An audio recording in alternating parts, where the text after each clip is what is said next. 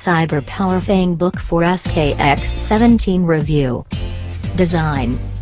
The Cyberpower has a 17.3-inch screen, which puts it right into the top tier of gaming notebooks in terms of size. This is matched by its colossal weight of 3.9 kilograms and a chunky 47mm chassis.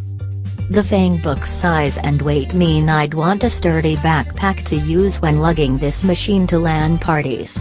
It also means that it's bigger than its key rivals.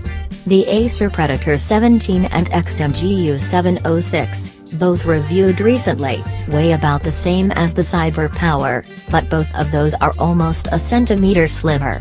And that's just as this end of the market. Many other gaming notebooks are thinner and lighter still. There's a big difference between the desktop and mobile chips.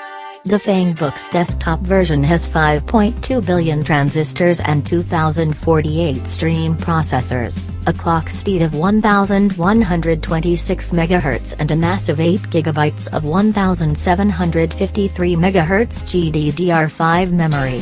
The mobile model has 1536 stream processors and a lesser clock speed and, in the case of the Acer, it's only serviced by 4 GB of RAM. Screen. The Cyberpower's 17.3-inch screen is a full HD, 1920x1080 IPS panel. That's sensible, and it matches both competitors.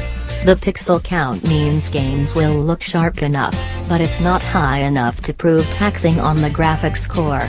This choice definitely keeps the price down, but it makes the use of a desktop GPU seem slightly puzzling. If you want to make the most of the GTX 980, you'll want to hook it up to a higher resolution external monitor and play your games on that instead. Battery life. Cyberpower has kitted this machine out with a 9-cell battery to try and counteract the high-end hardware inside. Running at 40% brightness with mundane office apps running, the Cyberpower lasted for 4 hours and 5 minutes. That's a mediocre result, better than the XMGU706, but 2 hours behind the Acer Predator 17 and its vast 88.8 Wh battery.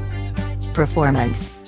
The mighty desktop GPU proved to be a barnstormer in games benchmarks.